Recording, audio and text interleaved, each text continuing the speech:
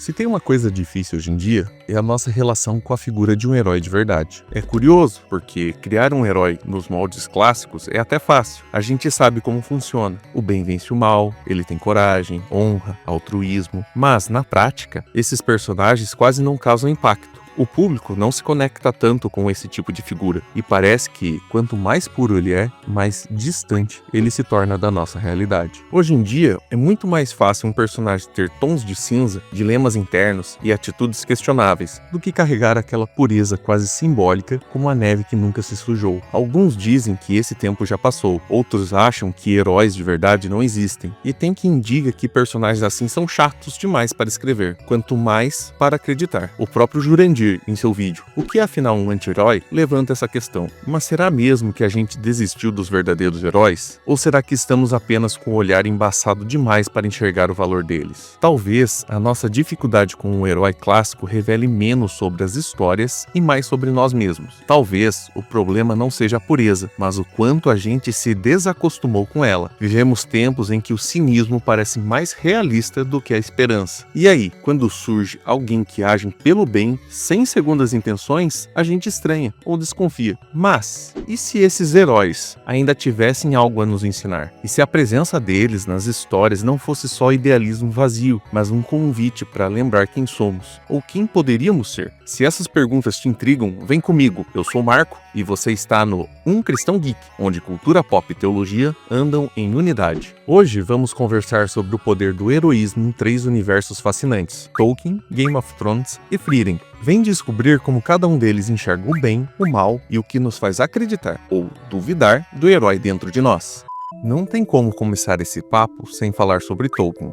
George R.R. Martin, criador de Game of Thrones, sempre admitiu o tamanho da influência de Tolkien em tudo que veio depois do universo da fantasia. Ele mesmo disse, abre aspas, Tolkien era a montanha. Ele foi uma influência enorme para mim e para minha geração de escritores. Eu olho para O Senhor dos Anéis e digo, este é um grande livro, mas há coisas que eu quero fazer de maneira diferente. Quero um mundo mais complexo, mais cinzento, onde o bem e o mal não sejam tão facilmente distinguíveis. Fecha aspas. Apesar de admirar Tolkien, Martin decidiu seguir um caminho bem diferente em As Crônicas do Gelo e Fogo, desconstruindo as convenções e regras que Tolkien ajudou a estabelecer.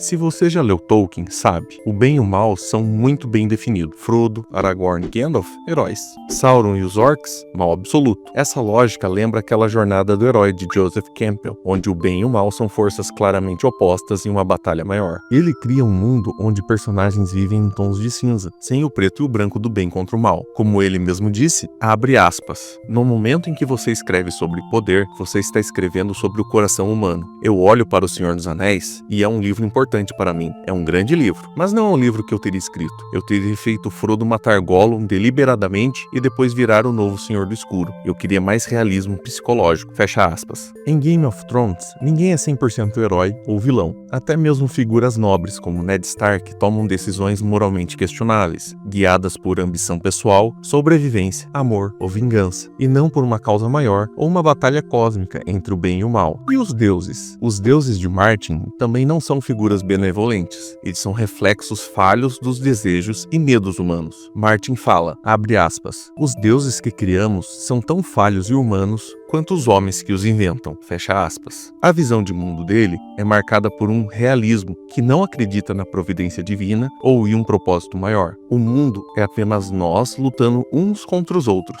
sem significado, sem final, sem um propósito transcendente. Mesmo assim, Martin confessa, abre aspas, eu não sei o que acontece quando morremos. Eu não sei se vamos para algum céu ou inferno, ou se reencarnamos, ou se é apenas o apagar das luzes. Mas eu espero que não seja o apagar das luzes. Eu espero que haja alguma coisa. Fecha aspas. Nas suas obras, Tolkien mostra a guerra como algo épico e heróico. Batalhas como o Abismo de Helm e o Cerco de Minas Tirith mostram coragem, amizade e o triunfo do bem sobre o mal. Já Martin retrata a guerra como caótica, brutal e, no fim das contas, sem sentido. Nas histórias dele, o foco está nos horrores da violência, no sofrimento dos inocentes e nas concessões morais que as pessoas fazem para conquistar o poder. Mesmo os personagens mais heróicos não escapam. Eles morrem, muitas vezes, de forma inesperada e sem nenhuma garantia de justiça ou vitória. As mortes de personagens personagens como Ned e Robb Stark, já no início da série, quebram a expectativa de que os mocinhos vão vencer. Só que, ao rejeitar o heroísmo clássico, Martin deixa um vazio. Enquanto as batalhas de Tolkien nos passam esperança e propósito, as histórias de Martin deixam um gosto amargo, sem respostas claras. A demora de Martin em terminar as Crônicas de Gelo e Fogo virou piada e frustração para muita gente. Quando a série de TV tentou fechar a história, o público não gostou. Por quê? Porque, mesmo que Martin desconstrua o heroísmo em seus livros, nós, como leitores, ainda procuramos por ele. Isso é natural. Nós, seres humanos, somos atraídos por histórias de superação, redenção e sacrifício. É por isso que o livro O Herói de Mil Faces, de Joseph Campbell, continua tão relevante. Procuramos heróis para torcer, e muitos fãs se apegaram a personagens como Daenerys ou Jon Snow, mas nenhum deles teve um grande momento de vitória. Suas histórias ficaram incompletas e muita gente achou que esses personagens foram injustiçados. Quando apareceram os White Walkers, parecia que tudo caminhava para a batalha final, tipo o Senhor dos Anéis, todos juntos contra um mal maior. Esse final poderia ter ecoado os temas de Eclesiastes, onde todas as ambições humanas são vistas como vaidade diante de algo maior. Mas Martin parece não querer seguir esse caminho, pelo menos não até agora. Mesmo assim, as histórias clássicas de esperança e heroísmo continuam vivas. Um exemplo recente é o anime Frieren e a Jornada para o Além. Baseada no mangá de Kanehito Yamada e Tsukasa Abe, a série se tornou um dos animes mais bem avaliados em plataformas como MyAnimeList, AniList e Anime News Network. O sucesso mostra que os temas defendidos por Tolkien, heroísmo, amizade e autossacrifício, continuam tocando as pessoas. Frieren começa no final de uma grande aventura, quando um grupo lendário de heróis derrota o Rei Demônio. A história foca em Frieren, uma maga élfica que,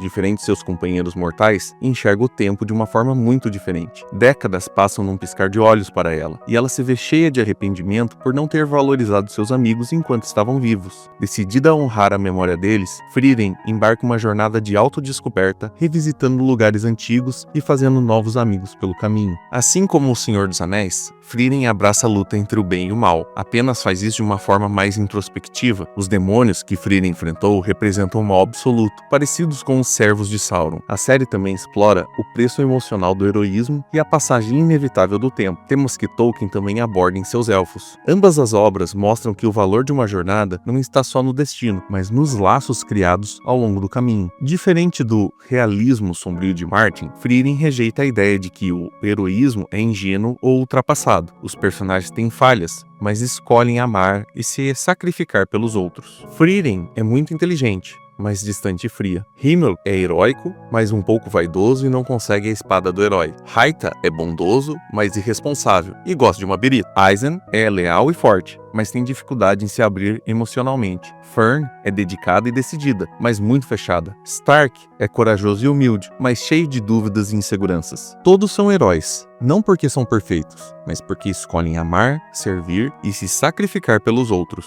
Escolhem o bem. Eles mostram que, mesmo pessoas imperfeitas, podem ser heróicas. Muitos dizem que o mundo moralmente ambíguo de Martin é mais realista. Mas será mesmo? Sim, o mundo é cheio de corrupção e maldade, mas não para por aí. Tolkien, guiado por sua fé, nos lembra de uma verdade maior. Existe sim uma batalha entre o bem e o mal, e o bem já venceu. Na nossa história, temos o maior dos heróis, Jesus Cristo, que nos amou e se sacrificou por nós. O heroísmo vem de Deus. Ele reflete seu amor, justiça e sacrifício. É por isso que essas histórias sempre nos inspiram. Mesmo no mundo quebrado, o heroísmo nos aponta para algo maior. Ele nos lembra que há sentido, propósito e esperança. Isso não é só uma coisa de livro ou anime. Lembra da Hayley de Abreu Silva Batista? Aquela professora que lutou com as próprias mãos para tentar impedir que um homem colocasse fogo na sua escola? Ela salvou várias crianças, mas deu a sua vida naquele dia, junto com outras 2 funcionárias. Se isso não é heroísmo, o que é? No fim, histórias como Frieren e O Senhor dos Anéis nos lembram que mesmo no mundo difícil, o heroísmo e o sacrifício são possíveis, porque refletem o maior dos heróis. Mesmo imperfeitos, olhamos para Cristo, nosso Salvador,